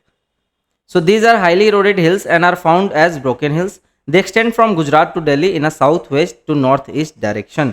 तो जो अरावली हिल्स है ना आपकी, वो गुजरात से लेके कहाँ तक फैली हुई है, दिल्ली तक। तो जो दिल्ली में रायसीना प्लेट्यू है जहाँ पे प्रेसिडेंट हाउस है, वो भी किस पे है, अरावली हिल्स पे ही है। लेकिन वो अरावली हिल्स का एकदम बोलते हैं ना अंत है वो, इसीलिए उसकी हाइट काफ़ी नीचे है एज कंपेरिजन टू जो ओरिजिनल अरावली हिल्स है जो कि राजस्थान साइड है, ठीक है। तो ये देख सकते हो, ये इस टाइप के कुछ लैंडफॉर्म्स बनते हैं अरावली हिल्स में, क्योंकि हार्ड रॉक्स होते हैं तो इसलिए आपको इस टाइप के वाटरफॉल्स देखने को मिलेंगे, ठीक है। तो देखो, जो भी आप फ्लूवियन प्रोसेस से लैंडफॉर्म देखते हो ना, तो वो किस पे डिपेंड करता है कि किस टाइप का लैंडफॉर्म बनेगा। एक तो रिवर के स्पीड पे, दूसरा वो किस टोपोग्राफी से फ्लो कर रहा है। तो जैसे अगर हार्ड बेडरॉक होता है, अगर उससे कोई रिवर फ्लो कर रही है ना, तो वो एक पैटर्न फॉर्म करती है, जैसे रेक्टेंगुलर ड्रेनेज पैटर्न, इसको हम आगे भी देखेंगे। वैसे ही वाटरफॉल का फॉर्मेशन होता है अगर हार्ड बेडरॉक है तो। अगर मान के चलो वाटर का स्पीड तेज है तो वो फिर वाटरफॉल फॉर्म नहीं करेगी, क्यों, क्योंकि वो सारे पत्थरों को इरोड कर देगी ओवर द टाइम, तो वहां से फिर वाटरफॉल का जनरेशन नहीं होगा। तो इस टाइप का जब आपको कॉन्सेप्चुअल क्लैरिटी होता है ना, तो बहुत सारे आंसर आप कॉन्सेप्चुअल क्लैरिटी की हेल्प से भी सॉल्व कर ले जाते हो। फिर देखो द इंडियन डेजर्ट, अब हमें इंडियन डेजर्ट के बारे में पढ़ना है। तो Indian desert lights towards the western margin of the Aravalli hills. तो मैंने बता दिया, जैसे ये आपका अरावली हिल्स है, अरावली हिल्स के ईस्ट में आपके सेमी एरिड रीजन है। यहाँ पे कौन कौन से आपके सिटीज पाए जाते हैं, जैसे आपका जयपुर हो गया जो कि राजस्थान का कैपिटल है, वैसे उदयपुर हो गया, ठीक है, कोटा हो गया, ये सब आपके अरावली के ईस्ट में पाए जाते हैं। लेकिन अरावली के वेस्ट में जब आप जाते हो तो जैसलमेर, ठीक है, बीकानेर, इस टाइप की जो आपकी सिटीज है जो कि काफ़ी एरिड रीजन में लाई करती हैं, है ना, वहाँ पे पानी बहुत कम है, खाली रेगिस्तान ही रेगिस्तान देखने को मिलेंगी। तो ये अरावली के वेस्ट में पाई जाती हैं। Then it is an undulating sandy plains covered with sand dunes, ठीक है। तो इन्हीं सैंड ड्यूज को हम क्या बोलते हैं, बारशांस बोलते हैं। तो ये भी चीज़ आपके एनसीईआरटी में ही मेंशन है ऊपर, है ना।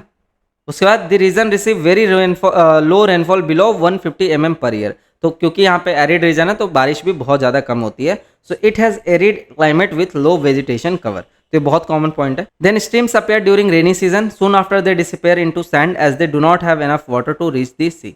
तो जो स्ट्रीम्स भी राजस्थान से फ्लो होती है ना, वो जाके अरेबियन सी में फाइनली नहीं मिल पाते। क्यों? क्योंकि अरेबियन सी में गिरने से पहले ही वो सूख जाती है। तो वही बोल रहे हैं कि हम यहाँ पे जो भी स्ट्रीम्स होती हैं वो डिसअपियर हो जाती है before falling into the Arabian sea. तो वही यहाँ पे लिखा हुआ है। और मेजर जो रिवर है वो वहाँ पे लूनी पाई जाती है। So Luni is the only significant river flowing through this desert region. तो ये भी आपको पता होना चाहिए। और उसके बाद यहाँ पे जो लेक्स पाए जाते हैं उसको उनको हम प्लायास बोलते हैं। ठीक है, तो ये काफ़ी आपके सॉल्टी बोल लो या ब्रैकिश बोल लो, यहाँ से आपका सॉल्ट भी बनता है। तो राजस्थान में जो लेक है ना, they are rich source for salt formation. तो ये भी आपको पता होना चाहिए। सो बारचांस, देखो बारचांस के बारे में बोल रहा था। तो बारचांस क्या है? यही आपके क्रिसेंट शेप ड्यून्स होते हैं जिनको लोकली हम क्या बोलते हैं? बारचांस बोलते हैं। So they cover larger area but longitudinal dunes become more prominent near the Indo Pakistan boundary. So if you visit Jaisalmer you may go to see a group of barchans. तो जब आप जैसलमेर के साइड जाओगे तो वहाँ पे आप बारचांस देखने को मिलेगा। तो देखो इसमें दो टर्म है, एक ध्रियान होता है, एक बारचांस होता है। ठीक है, तो ध्रियान जो हम प्रोसेस हो रहा है, ठीक है, शिफ्टिंग ऑफ सैंड ड्यून्स, उसको हम बोल रहे हैं ध्रियान।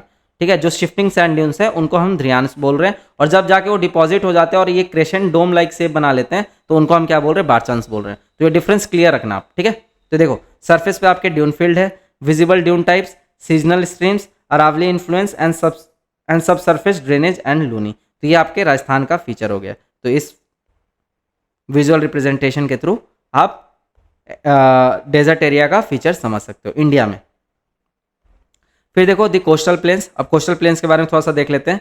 सो the peninsular plateau is flanked by stretch of narrow coastal strips running along the Arabian sea of the west and the bay of Bengal in the east. तो आपने देखा है कि जो हमारे इंडिया में सदर्न पार्ट है, ठीक है, वहाँ पे आपका वेस्टर्न घाट के वेस्ट में क्या है? आपके वेस्टर्न कोस्टल प्लेन है और ईस्टर्न कोस्ट में आपके ईस्टर्न कोस्टल प्लेन है। ठीक है, तो ये आपके बे ऑफ बंगाल वाले साइड है, ये आपके अरेबियन सी वाला साइड है। Then the western coast sandwich between the western Ghats and the Arabian sea, ये मैंने बता दिया। And it consist of 3 section. तो जो वेस्टर्न कोस्टल प्लेन है उसका 3 सेक्शन है। Northern part of the coast is called the Konkan और मुंबई गोवा। ठीक है, तो मुंबई से गोवा तक आपका नॉर्दर्न सेक्शन। फिर आपका आता है द सेंट्रल स्ट्रेच जो कि आपका कन्नड़ प्लेन है, कर्नाटका वाले रीजन में। एंड देन आपका साउदर्न स्ट्रेच कहाँ तक जाता है? मालाबार कोस्ट, जो कि आपके कहाँ पे है? केरला में। ठीक है, तो कोस्टल में भी 3 सेक्शन याद रखना, नॉर्दर्न, सेंट्रल एंड सदर्न। तो नॉर्दर्न में कौन सा? मुंबई टू गोवा जो कोंकण कोस्ट आपका। ठीक है, मुंबई कोस्ट से लेके कोंकण कोस्ट तक। उसके बाद आपका मिडिल में कन्नड़ वाला जो कर्नाटका वाले रीजन में। और उसके बाद आपका सदर्न कोस्ट मालाबार कोस्ट जिसको हम बोलते हैं वो आपके केरला वाले रीजन में। तो ये कोस्ट भी हम आगे डिटेल में देखेंगे। एक बेसिक फीचर मैं बता देता हूँ आपको कि जो वेस्टर्न कोस्ट है ना, ये आपका सबमर्जेंट कोस्ट है, सबमर्जेंट कोस्ट। ठीक है, और जो ईस्टर्न कोस्ट है ये आपका इमरजेंट कोस्ट है, इमरजेंट कोस्ट। तो ये टर्म याद रखना। सबमर्जेंट कोस्ट मतलब जो कोस्ट आपको ज़्यादा नहीं दिखता है ना, बहुत नैरोज है। लेकिन वही इमरजेंट कोस्ट में आपको कोस्ट आपको बहुत दूर तक दिखेगा। यहाँ पे बीचेस देखने को मिलते हैं। ठीक है, अब देखो जो आपका वेस्टर्न कोस्टल प्लेन है इसमें जो नॉर्दर्न पार्ट है वो तो सबमर्जेंट है, लेकिन जो आपका सदर्न पार्ट है मालाबार कोस्ट वाला साइड वो आपका इमरजेंट कोस्ट है। ऐसा क्यों है? क्योंकि मैंने बताया था आपको कि हमारा सदर्न साइड जो इंडिया का है वो थोड़ा सा ऊपर उठा हुआ है as comparison to northern side. और अगर ईस्ट वेस्ट में देखा जाए तो वेस्टर्न साइड थोड़ा सा उठा हुआ है as comparison to east side. तभी तो मोस्ट ऑफ द रिवर जो है बे ऑफ बंगाल में फ्लो करती हैं। तो ये भी थंब रूल याद रखना आप। ठीक है, देन आता आपका the western coastal plain. Location between eastern Ghat and Arabian sea. Width narrow है। नैरो क्यों है? क्योंकि ये आपका सबमर्जेंट कोस्ट है। सबमर्जेंट कोस्ट क्यों है? तो ये आपका फॉर्मेशन, आपको इसके लिए आपको फॉर्मेशन जानना पड़ेगा जो कि मैं नेक्स्ट आगे के लेक्चर्स में कवर कराऊंगा। तो इसमें सेक्शन कौन कौन से मैंने बताया? एक कोंकण सेक्शन बताया जो कि नॉर्थ मुंबई से लेके गोवा तक है। फिर आपका कन्नड़ प्लेन बताया जो कि सेंट्रल सेक्शन है। एंड देन मालाबार कोस्ट वो साउदर्न सेक्शन है। फीचर्स क्या है इसमें? आपको रॉकी कोस्टलाइन देखने मिलेंगे और फ्यू डेल्टास देखने को मिलेंगे। वही ईस्टर्न कोस्टल प्लेन में आपके bay of Bengal wide and level. इसमें जो सेक्शन है वो कौन सा है? Northern Circars and Coromandel coast. Coromandel coast कहाँ पे? आपके तमिलनाडु में। ठीक है, तो ये नाम भी आपको ध्यान रखना है। देन फीचर्स क्या है? एक्सटेंटिव deltas found by Mahanadi, Godavari, Krishna and Kaveri river. तो क्योंकि मोस्ट ऑफ द जो आपकी पेनिनसुलर रिवर है, ठीक है, जो मेजर पेनिनसुलर रिवर है वो कहाँ पे फ्लो करती है? बे ऑफ बंगाल में फ्लो करती है। तो जहाँ पे वो फाइनली ड्रेन करती है ना अपना बे ऑफ बंगाल में वाटर, तो वहाँ पे वो डेल्टा फॉर्मेशन करती है। तो ये जो डेल्टाज है बहुत सारे फेमस है, जैसे गोदावरी, कृष्णा गोदावरी डेल्टा बेसिन है ना, आपके महानदी डेल्टा बेसिन, वैसे ही आपका गोदावरी डेल्टा बेसिन। तो ये सब आपके ईस्टर्न कोस्टल प्लेन में जो डेल्टाज देखने को मिलते हैं। स्पेशल फीचर क्या है? लेक चिल्का, जो कि लार्जेस्ट सॉल्ट वाटर लेक है इन इंडिया। ठीक है, तो आपको यहाँ पे गेस करना है largest fresh water lake in India, largest fresh water lake. और इन वर्ल्ड आपका कौन सा है largest fresh water lake in India?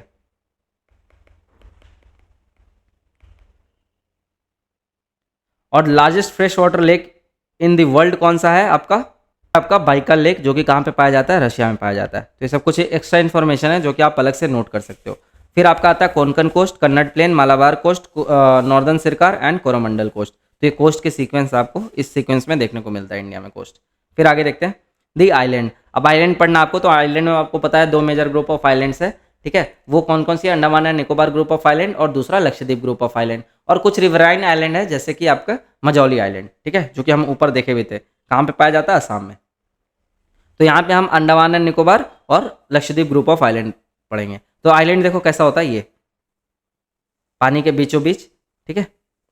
So beside its vast mainland, India has 2 group of islands. These island group are of great strategic importance for the country and have a great diversity of flora and fauna. तो strategically भी ये बहुत important है और flora और fauna term में भी ये काफ़ी diverse है, rich है, ठीक है। तो अब यहाँ पे कुछ इनकी फीचर्स है, फीचर्स आप देख लो एक बार। और बाकी अंडमान एंड निकोबार आइलैंड और लक्षद्वीप आइलैंड ये बार बार रिपीट होंगे आगे, आप जब 11th क्लास में भी देखोगे तो वहाँ पे भी पूरा डेडिकेटेड चैप्टर है, ठीक है, कोस्टल प्लेन से रिलेटेड, जो फिजिकल फीचर्स से रिलेटेड। तो वहाँ पे हम दोबारा उसको देखेंगे। तो पॉइंटर्स आप याद करते जाओ और जब दोबारा 11th में रिपीट होगा तो वो आपके लिए काइंड ऑफ रिविजन हो जाएगा, ठीक है। तो लक्षद्वीप आइलैंड का कुछ फीचर्स देख लेते हैं। सबसे पहले तो देखो इसका जो फॉर्मेशन हुआ है ना, वो आपके कोरल रीफ डिपॉजिट से हुआ है, कोरल रीफ डिपॉजिट। और जो Andaman and Nicobar group of islands है ना, इसका जो फॉर्मेशन है वो वॉल्केनिक ओरिजिन का है, ठीक है, वॉल्केनिक ओरिजिन। तो एक एक करके देखते हैं। तो जैसे पहले Andaman and Nicobar group of island देख लो। तो इसमें जो आप देखते हो ना, जो इकलौता इंडिया का एक्टिव वॉल्केनो कहाँ पे प्रेजेंट है? बैरन आइलैंड, ठीक है। ये कहाँ पे लोकेटेड है? आपके अंडमान में। So Andaman and Nicobar island में located in bay of Bengal, elongated chain extending from north to south, ठीक है, bigger in size, more numerous and scattered. It is elongated chain extending from north to south, ठीक है, ये bigger in size है, more numerous and scattered है, divided into 2 group, ठीक है, Andaman and Nicobar. तो Andaman group of island north में है और निकोबार ग्रुप ऑफ आइलैंड आपके साउथ में है। और ये दोनों किससे डिवाइडेड? आपके 10 डिग्री चैनल से। तो ये भी आपको ध्यान रखना है, एग्जाम में पूछा हुआ भी है, right. Then they believe to have elevated portion of submarine mountains close to equator with equatorial climate. तो ये आपके इक्वेटर के क्योंकि क्लोज है तो इसलिए यहाँ पे जो क्लाइमेट मिलती है वो इक्वेटोरियल क्लाइमेट मिलती है। और यही कारण है कि आपको Andaman and Nicobar group of island में काफ़ी सारी बायोडाइवर्सिटी देखने को मिलेगी। जैसे आपका ग्रेट निकोबार बायोडाइवर्सिटी, ठीक है, उसके बाद आपका Campbell, Galathea, Mahatma Gandhi national park, तो ये सब आपके कहाँ पे प्रेजेंट है? Andaman and Nicobar group of island में। देन थिक फॉरेस्ट कवर, ये मैंने बता दिया। And India's only active volcano on Barren Island, तो ये भी मैंने बता दिया। उसके बाद आता है आपका लक्षद्वीप आइलैंड। तो लक्षद्वीप आइलैंड कहाँ पे लोकेटेड है? Located close to the Malabar coast of Kerala in the Arabian sea, composed of small coral island. तो मैंने बता दिया इसका जो ओरिजिन है वो कैसा है? कोरल से बना हुआ है, ठीक है, जो कोरल डिपॉजिट्स होते हैं। तो कोरल रीफ आपका क्या होता है? बेसिक में जान लो। देखो आपके कोरल पोलिप्स करके एक ऑर्गेनिज्म होते हैं जो कि क्या सिक्रेट करती हैं? कैल्शियम कार्बोनेट, ठीक है। इन कैल्शियम कार्बोनेट जो ये सिक्रेट करते हैं, ये किसके लिए घर होता है? जूजैंथलियाज के लिए। जूजैंथलिया जो एल्गी होती हैं, ठीक है, जूजैंथलिया। तो जूजैंथलिया एल्गी, ये जो कैल्शियम कार्बोनेट डिपॉजिट होता है बाय द कोरल पॉलिप्स, यहाँ पे रहती हैं घर में सिम्बायोटिक रिलेशनशिप में, ठीक है। तो इनको जो कोरल पॉलिप्स हैं घर प्रोवाइड कर रहे हैं, तो ये एल्गी जो है ना ये फूड प्रोवाइड करती है कोरल पॉलिप्स को, तो इससे ये सिम्बायोटिक रिलेशनशिप बनता है। अब कोरल रीफ आप जब जाओगे डीप ओशन में, इवन आप जब लक्षद्वीप वगैरह में ही जाओगे तो आपको बहुत सुंदर सुंदर कोरल रीफ देखने को मिलती है, ठीक है। वर्ल्ड का लार्जेस्ट कोरल रीफ कौन सा है? ग्रेट बैरियर रीफ, ये ऑस्ट्रेलिया के ऊपर है, ग्रेट बैरियर रीफ। तो ये सारी इंफॉर्मेशन आपको पता होना चाहिए, ठीक। Then earlier known as Laccadive, Minicoy and Amindivi. तो इसका पहले नाम क्या था? लैकेटिव, मिनिकॉय एंड अमेंडिवी, ठीक है। इसका नेम लक्षद्वीप कब पड़ा? 1973 में। It covers small area of 32 square kilometre, तो काफ़ी छोटा आइलैंड है। एडमिनिस्ट्रेटिव हेडक्वार्टर कहाँ पे? कवारत्ती, जो कि इसका कैपिटल भी है, कवारत्ती आइलैंड, ठीक है। एंड पिट्टी आइलैंड जो कि अनइनहैबिटेड है, हैज़ अ बर्ड सेंचुरी। तो देखो पिट्टी आइलैंड जो है ना, यहाँ पे ह्यूमन बीइंग सेटल्ड नहीं है, अनइनहैबिटेड है, ठीक है, लेकिन यहाँ पे बर्ड सेंचुरी बनाया गया है। फिर देखते हैं आगे कोरल्स। तो कोरल्स के बारे में मैंने बता दिया। Coral polyps are shortly microscopic organism which live in colonies, they flourish in shallow, mud free and warm waters. तो कोरल्स कहाँ पे उगते हैं? एक तो शैलो वाटर में, बहुत डीप वाटर में आपको कोरल्स देखने को नहीं मिलेंगे। दूसरा चीज़ एक मिनिमम टेम्परेचर मेंटेन होना चाहिए। तीसरा चीज़ क्लीन वाटर होनी चाहिए, ऐसा नहीं है कि आपका मड वाला वाटर हो। और चौथा चीज़ थोड़ी सी सॉल्टी होनी चाहिए वाटर, है ना। फ्रेश वाटर में अगर कोरल पॉलिप्स उग रहे होते तो आपके जो कोरल रीफ उग रहे होते तो आपका क्या होता, जो आपकी नदियों में भी आपको कोरल रीफ देखने को मिलता, लेकिन ऐसा तो नहीं है, तो इसलिए थोड़ा सा सॉल्टी वाटर चाहिए होता है। तो ये कंडीशन दे रखा है, flourish in shallow mud free and warm waters, they secrete calcium carbonate, ठीक है, ये मैंने बता दिया आपको। The coral secretion and their skeletons form coral deposit in the form of reefs, they are mainly of 3 kinds, barrier reef, fringing reef and atolls. तो barrier reef, fringing reef और atolls जो है ये 3 टाइप है coral reef के। Barrier reef आपके कौन से होते हैं, देखो जो आपके कोस्ट से एकदम लगे हुए रीफ रहते हैं उनको हम बोलते हैं बैरियर रीफ, बस ये सेपरेटेड होते हैं एक लगून से, ठीक है। उसके बाद आता है आपका फ्रिंजिंग रीफ। तो फ्रिंजिंग रीफ मान के चलो आपके कोस्ट के पैरेलल ये ग्रो करते हैं, तो ये भी सेपरेट होते हैं, लेकिन ये किसी लगून से सेपरेटेड नहीं होते हैं, ये मतलब ये कोस्ट के पैरेलली ये उगे हुए होते हैं। हालांकि इनका जो रूट होता है वो कहीं ना कहीं कोस्ट से ही जुड़ा हुआ रहता है, ठीक है, कॉन्टिनेंटल शेल्फ से ही जुड़ा हुआ रहता है, लेकिन इट सीम्स लाइक कि ये कोस्ट के पूरा पैरेलली ग्रो कर रहे हैं। और जो अटॉल्स होते हैं, इन्हीं पैरेलल को अगर आप सर्कुलर फॉर्म में कर दो, जो जैसे मान के चलो ये आइलैंड है, ठीक है, तो आइलैंड के साइड साइड में ये कोरल रीफ प्रेजेंट है, ठीक है, इन दिस सर्कुलर फॉर्मेट, तो इसी को हम क्या बोल रहे हैं, अटॉल बोल रहे हैं। तो ये डिफरेंस क्लियर रखना, बाकी हम आगे जब पढ़ेंगे कोरल रीफ को, आइलैंड्स के बारे में, तो वहाँ पे डिटेल में देखेंगे, ठीक है। So the great barrier reef of Australia is a good example of its first kind of coral reef. तो यही मैं बता रहा था आपको कि great barrier reef of Australia जो है ये लार्जेस्ट कोरल रीफ भी है। एंड अटॉल्स आर सर्कुलर और horse shoe shaped coral reefs, तो ये मैंने बता दिया आपको। सो इसी के साथ जो हमारा चैप्टर है ये वाला, ये खत्म होता है, ठीक है। अब जो यहाँ पे ये चीज़ दे रखा है, ये आपका कंक्लूजन हो जाता है। तो अब तक पूरे चैप्टर में जो आपने पढ़ा, ठीक है, उसको कंक्लूड कैसे करोगे, सेम काम आपको मेंस आंसर राइटिंग में करना होता है। कि क्वेश्चन जो दिया है, मान के चलो क्वेश्चन को जब आप अप्रोच कर रहे हो तो इंट्रोडक्शन लिखते हो, फिर बॉडी में आप डिफरेंट डिफरेंट कंपोनेंट्स लिखते हो, तो कंक्लूड जब करना होता है आपको, तो जो आपने लिखा है ना उसी को एक पॉजिटिव टोन में कंक्लूड कर देते हो, ठीक है। तो आप देखो हमने पूरा चैप्टर पढ़ा कितने पेजेस में, लगभग 15 पेजेस में, तो आपको यहाँ पे अब इसको क्लोजिंग करना है, ठीक है। लास्ट में अगर कोई बोले कि समरी बता दो, सार बता दो मेरे को, तो कैसे पढ़ेंगे, देखो कैसे लिखना होता है, इससे आपको आइडिया लगेगा कंक्लूजन कैसे लिखना होता है। So a detailed account of the different physiographic unit highlights the unique feature of each region, ठीक है। Then it would however be clear that each region complements the other and makes the country richer in its natural resources. तो वही बता रहा है कि जो भी फिजियोग्राफिक डिवीजन है ये सारे एक दूसरे को कॉम्प्लीमेंट करते हैं, ठीक है, और कंट्री को रिचर बनाते हैं इन इट्स नेचुरल रिसोर्सेज। फिर the mountain are the major source of water and forest wealth. तो जो माउंटेन्स हैं वो मेजर सोर्स होते हैं वाटर के लिए, क्योंकि यहीं से मोस्टली रिवर का ओरिजिनेट होता है, और फॉरेस्ट वेल्थ के लिए। Then the northern plains are granaries of the country, और नॉर्दर्न इंडियन प्लेन्स में क्योंकि एग्रीकल्चर प्रोडक्टिविटी ज़्यादा है तो वहाँ पे ग्रेनरी, इसलिए उसको ग्रेनरीज ऑफ कंट्री बोल रहे हैं, है ना, वो फूड प्रोवाइड करता है। उसके बाद they provide the base for early civilisation. तो जो नॉर्दर्न प्लेन थे इसलिए वहाँ पे अर्ली सिविलाइजेशन जो सेटअप हुई वो नॉर्दर्न प्लेन के अलॉन्ग ही हुई। Then the plateau is a store house of minerals. तो जो प्लेट्यूज है they are rich in minerals, that's why they are called store house of minerals, ठीक है। और मिनरल्स से आपको पता ही है डिफरेंट डिफरेंट इंडस्ट्रीज सेटअप होती है, फ्लरिश करती है, which has played a crucial role in industrialisation of the country.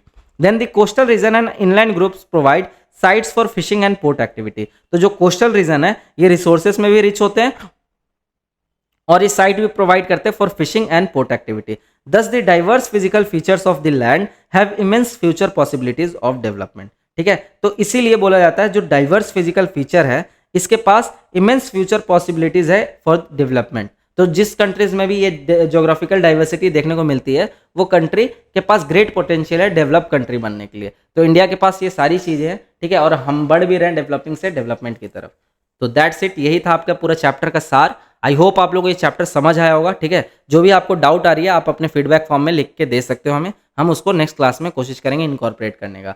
बाकी अपने दोस्तों के साथ भी एक कोर्स शेयर करो, ठीक है। और हमारे यूट्यूब पे फिर आपके मेंस ड्रिल प्रोग्राम भी सर के द्वारा चलाया जा रहा है, तो उसको भी आप डिलीजेंटली देखो। सो मिलते हैं फिर आपसे अगली क्लास में। अगली क्लास आपका ड्रेनेज होने वाला है, ठीक है। तो आप भी एक्साइटेड रहो, मैं भी एक्साइटेड हूँ पढ़ाने के लिए। तो ड्रेनेज सिस्टम को हम अच्छे से कवर करेंगे। कोशिश करूंगा मैं आपको कि ड्रेनेज सिस्टम को आपको साथ के साथ याद करा दूं। अगर कहीं पे निमोनिक्स जरूरत होगी तो निमोनिक्स बता दूंगा, कहीं पे ट्रिक्स लगेगी तो ट्रिक्स बता दूंगा, ठीक है।